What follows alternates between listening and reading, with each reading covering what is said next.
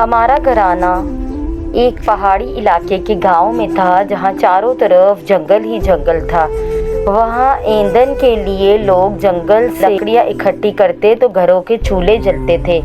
मैं भी माँ के साथ लकड़ियां इकट्ठी करने जाया करती थी। ये हमारा रोज का मामूल था। वो दिन मुझे आज भी अच्छी तरह याद है, जब एक रोज हम माँ बेटी अपने कांधों पर सूखी लकड़ियों के गट्ठ उठाए घर में दाखिल हुए तो दादी माँ ने माँ से सरगोशी की, मेहमान आए हैं शहर से, खातिर मदारत करना होगी। दादी की सरगोशी सुनकर माँ का चेहरा खिल गया और मुझसे कहा, हलीमा तुम जल्दी से चूल्हा गरम करो, तेरी दादी के मेहमान आए हैं, इनके लिए खाना बनाना है, और हाथ मुंह धोकर लिबास भी तब्दील कर देना। माँ की हिदायत पर हैरान थी कि पहले तो कभी मेहमानों के आने पर उन्होंने ऐसी हिदायत ना दी थी। मैंने हाथ मुंह धोकर कपड़े बदले और चूल्हे में लकड़ियां ठोसकर ऊपर घास फूस भी रख दिया। मैं चूल्हे पर झुर्रियां फूंक रही थी, मगर आग थी कि मुझसे ना जल पा रही थी और टहनियों की सुलगन से मेरी नरमो मुलायम आंखों से पानी बह रहा था। फिर तभी दो मेहमान औरतें खाना बनाने वाली कोठी में आईं और मुझे इस हाल में देखकर हैरान रह गई। इनमें से एक माँ से बोली, अरे फहमीदा, इतनी कम सिन पर ये जुल्म, देख तो बच्ची से आग नहीं जल रही है। क्या तेरे घर जलाने को खुश्क लकड़ियाँ नहीं है जो ये फूके मार मार कर बेहाल हो रही है? इन लकड़ियों ने तो तेरी लड़की की आंखों का सत्यानाश कर दिया है। उसने मुझे बाजू से पकड़कर चूल्हे के पास से उठा दिया। चल उठ मेरी बेटी, हमने खाना ही नहीं है ऐसा खाना जिससे तेरा ऐसा हाल हो। तेरी माँ ने तो अभी से तुझको चूल्हा हांडी सौंप दिए हैं। मेहमान औरतों की इन बातों से मुझे मालूम हो गया था कि ये किस गर्ज से आई हैं। मैंने इनको पहली बार देखा था, लेकिन अम्मा और दादी इन्हें अच्छी तरह जानती थी। कुछ अरसे बाद वो दोबारा आई और इस बार शादी की तारीख लेने आए थे। उनके साथ कुछ मर्द भी थे जो मिठाई लाए थे। तारीख रख दी गई और एक माह बाद मेरी शादी हो गई। मैं ससुराल आ गई। इन दिनों मेरी उम्र 14 बरस थी और शादी के बारे में कुछ पता नहीं था। बस इसी कदर ही मैं जानती थी कि लड़की सुर्ख रंग का जोड़ा पहनती है और उसको सोने चांदी के जेवरात से सजाया जाता है। ये खबर ना थी कि शादी हम जैसी लड़कियों के लिए सिर्फ दुखों का नाम है। जब उसका अपना तशख्खुस खो जाता है और वो एक नए घर की बांदी बन जाती है। शादी के वक्त दुल्हे की उम्र 23 बरस थी। उसे खबर ना थी कि एक 14 बरस की बच्ची के साथ किस तरह पेश आना चाहिए। उसको तो नरम दिली से बात तक करने की तमीज ना थी। वो सख्त दिल और उखड़ मिजाज आदमी था। वो आवारा मिशन बात बात पर झगड़ा डालता था। जुए और शराब जैसी गंदी आदत उसमें मौजूद थी और जब भी हार कर वो नशे में घर वापस आता तो अपनी हार का गुस्सा मुझ पर मार पीट करके निकालता और मैं थर थर कांपने लगती। अभी मेरी शादी को 2-4 दिन ही हुए थे। अभी तो मेरे फूल जैसे हाथों की मेहंदी का रंग भी फीका नहीं पड़ा था कि उसकी तरफ से मार पीट का आगाज हो गया था। एक रोज मैं अपने घर के सहन में बैठी सब्जी काट रही थी कि बाहर से ढोलबाजी की आवाज आने लगी। गांव में ऐसे मेले ठेले होते ही रहते हैं। शायद किसी खिलाड़ी को उसके साथियों ने कंधे पर उठा रखा था। ढोल की आवाज सुनकर मैं भी ये देखने के लिए गई कि क्या तमाशा हो रहा है। मैंने घर के दरवाजे से बाहर झांका।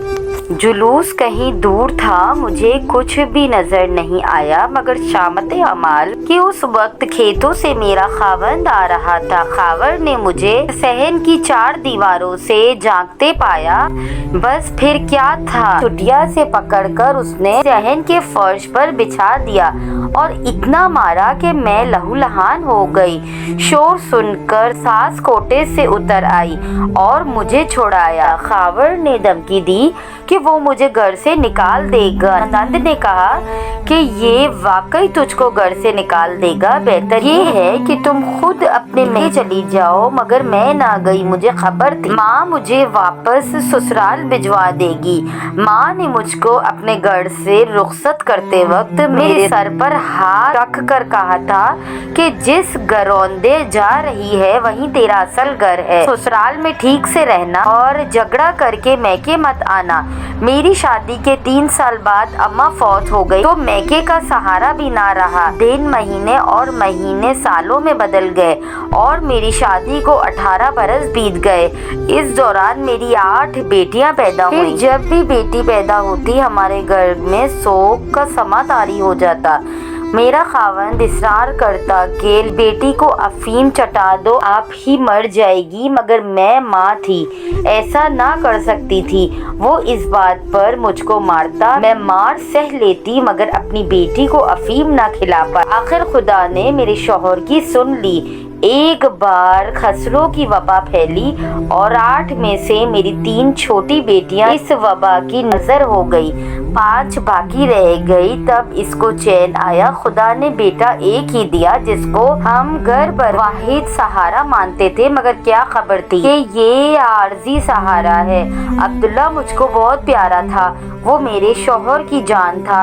वो इसको बहुत चाहते थे और इसके मुकाबले में बेटियों को कुछ अहमियत ना देते थे। कहते थे कि मैं इस एक लाल पर अपनी 5 बेटियां कुर्बान कर कर फेंक दूंगा। वो पराया और ये मेरा अपना माल है, मेरा कीमती सरमाया, मेरे बुढ़ापे का सहारा है। शायद कुदरत को उनका ये फख्र गुरूर और बड़ा बोल पसंद ना आया कि उसने मेहरबान होकर जो नायाब फूल मेरी झोली में डाला था एक दिन बड़ी दुनिया की भीड़ में कहीं खो गया। मेरे शौहर ने ही नहीं, मैंने भी गुरूर किया था और एक बेबस औरत का मजाक उड़ाया था जो एक रोज सफर से थकी मांदी हमारे घर 2 घड़ी को पनाह लेने आई थी और मुद्दत से अपनी खोई हुई औलाद को तरस रही थी।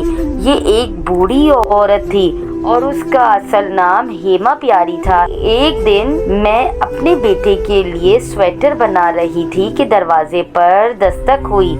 मैंने खोला, सामने तकरीबन 80 बरस की एक औरत खड़ी थी। कहने लगी, बड़े लंबे सफर से आई हूँ, थक गई हूँ, प्यास लगी है, क्या थोड़ा पानी मिलेगा? हाँ, अंदर आ जाओ। मैंने घड़े से ग्लास भरकर पानी दिया। वो वाकई बेहद प्यासी थी, गटागट पी गई। फिर गर्मियों के दिन और भरी दोपहर थी। वो मुझे मुसाफिर लगी। पूछा, कहाँ से आ रही हो? वो कहने लगी, बताती हूँ, थोड़ा सांस ले लूँ। क्या खाना खाओगी? वो खामोश हो गई। मैं उसकी खामोशी की ज़बान समझ गई और खाना लाकर उसके सामने रख दिया। उसने हाथ मुंह धोया और अपने दुपट्टे के पल्लू से हाथ पोंछकर खाना खाने बैठ गई। जब उसने खाना ख़त्म कर लिया तब मैंने फिर से सवाल किया कि कहाँ से आई हो और कौन हो तुम? वो कहने लगी, अब तो मुसलमान हूँ, पहले हिंदू थी और क़याम पाकिस्तान से पहले मैंने एक शख्स जिसका नाम जलाल खान था उससे शादी कर ली और इस्लाम कबूल कर लिया था, जिसका मेरे भाई मोहन को बड़ा दुख था। उसने मुझसे नाता तो नहीं तोड़ा और ना ही बुरा भला कहा, मगर नाराजगी को एक सांप की तरह दिल ही दिल में पालता रहा। अल्लाह ने मुझे एक बेटा और बेटी दी। बेटे का मैंने इस्लामी नाम मोहम्मद याहिया खान और बेटी का रोजीना रखा। मेरा भाई चूँकि मेरी गैर मजहब शख्स से शादी करने पर नाखुश था, उसने मुझे सबक सिखाने को मेरे दोनों बच्चों को एक रोज छुपके से फिरोजपुर पहुंचा दिया। मैं समझी कि मेरे बच्चे गुम हो गए हैं। ढूंढती रह गई मगर बच्चों का मुझे कहीं सुराग ना मिला। कुछ अरसे बाद मेरा भाई मोहन मुल्तान वापस आ गया और मेरे बच्चों के बारे में दरियाफ्त करने पर उसने लाइल्मी का इजहार किया।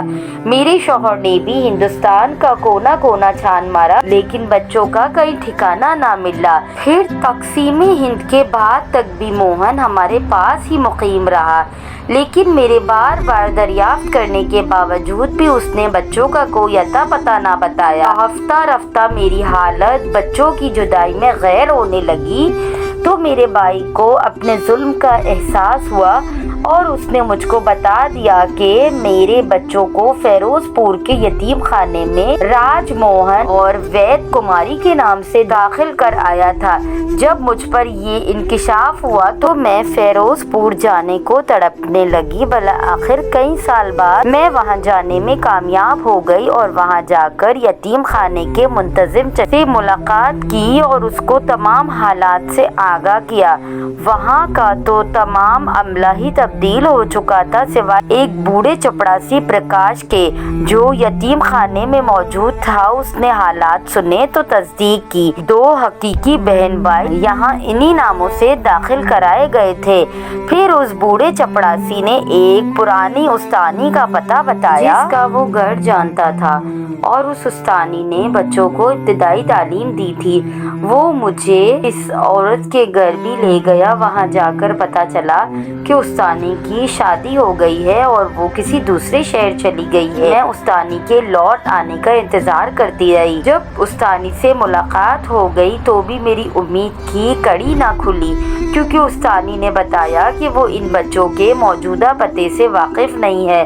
البتہ بوڑھے چپڑاسی نے یہ انکشاف ضرور کیا کہ یہ راج موہن نے LLB کرنے کے بعد کسی شہر میں وکالت شروع کر دی تھی، جبکہ وید کماری کی شادی پٹیالہ میں ہو گئی تھی۔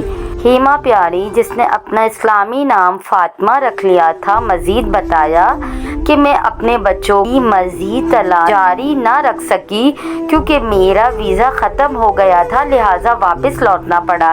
پھر اس کے بعد میں واپس ملتان اپنے شوہر کے گھر لوٹ آئی۔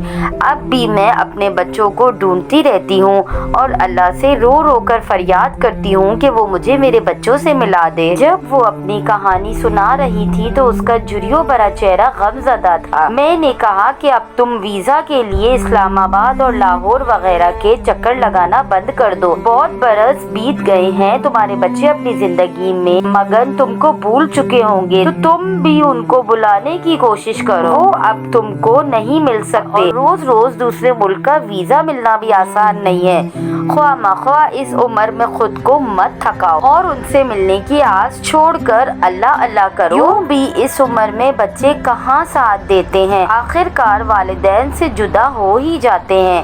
اب تمہاری زندگی کے دن ہی کتنے رہ گئے ہیں۔ میں اپنے کھوئے ہوئے بچوں کو نہیں بھول سکتی جب تک زندہ ہوں۔ ان کے ملنے کی آس میری ہر سانس کے ساتھ رہے گی۔ یہ آس ٹوٹ گئی تو میں بھی مر جاؤں گی۔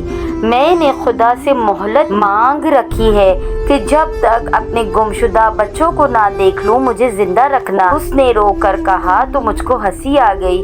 میرے منہ سے نکلا تو پھر قیامت تک تم زندہ رہنا اور اپنے بچوں کو ڈھونڈتی رہنا۔ مجھ کو اس وقت یہ بڑھیا پاگل لگ رہی تھی جو اپنے ایک ٹوٹے ہوئے خواب کے پیچھے 60 سال سے بھاگ رہی تھی، جبکہ نہ تو اب اس کے بچے ملنے والے تھے اور نہ ہی اس کا خواب پورا ہونے والا تھا۔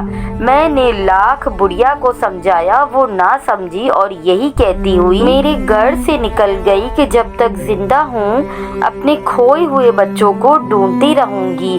اس کے جانے کے بعد میں نے سوچا کہ انسان کو جب معلوم ہو جائے کہ کوئی بات محال ہے یا ناممکن ہے تو پھر اس کے پیچھے نہ پڑنا چاہیے۔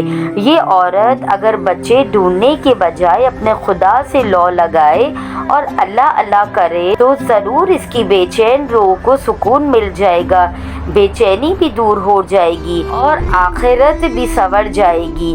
میں نہ جانتی تھی کہ انسان جو دوسروں کے بارے میں سوچتا ہے ویسا عمل خود کرنا اس کے لیے آسان نہیں ہوتا۔ میں نے ایک ایک دن گن گن کر عبداللہ کو پروان چڑھایا تھا۔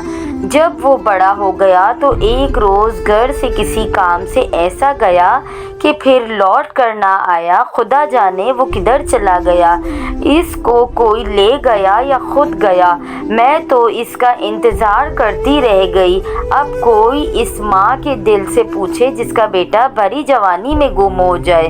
جب عبداللہ گم ہوا میری حالت ابتر ہو گئی، مجھ کو اپنا ہوش نہ رہا، بار بار خشک کھا جاتی تھی۔ میری حالت دیوانوں کی سی تھی۔ میں سارا دن گلیوں کے چکر لگاتی کہ شاید وہ کہیں سے آتا دکھائی دے۔ لوگ مجھے دیوانہ کہتے لیکن مجھ کو کسی کے کہنے کی پرواہ نہ رہی۔ لیکن اب مجھے وہ بڑھیا ہیما پیاری یاد آتی تھی۔ جب مجھے اپنا اور گھر کا ہوش نہ رہا تو میری حالت دیکھ کر میری بڑی لڑکی کا رشتہ ٹوٹ گیا۔ دوسری بیٹی کے سسرال والے شادی کی تاریخ مانگ رہے تھے اور میں نے ان سے کہا کچھ دن ٹھہر جاؤ، شاید عبداللہ لوٹ آئے۔ انہوں نے کہا کہ ہم انتظار نہیں کر سکتے، تمہارا بیٹا ملے یا نہ ملے۔ انہوں نے 1 ماہ کی مہلت دینے سے انکار کر دیا۔ اس غم سے میری بیٹی ڈپریشن کا شکار رہنے لگی، اسے دورے پڑنے لگے۔ 2 بچیاں اور بھی جوان تھی، وہ بھی ان حالات سے پریشان رہتی تھی۔ شوہر بیٹے کی جدائی کے غم میں زیادہ نشہ کرتے، بالآخر چل بسے۔ گھر میں کمانے والا کوئی نہ رہا، جیٹھ راشن لا کر دے دیتا تو ہمارا گھر چلتا۔ باقی تمام رشتے دار بہن بھائی سبھی نے ساتھ چھوڑ دیا۔ وہ کہتے ہیں کہ اب بیٹے کی تلاش، اس سے ملنے کی آس چھوڑ دو، تم نارمل ہو کر اپنا گھر سنبھالو، باقی بچیوں کو دیکھو، ان کے فرائض ادا کرنے ہیں۔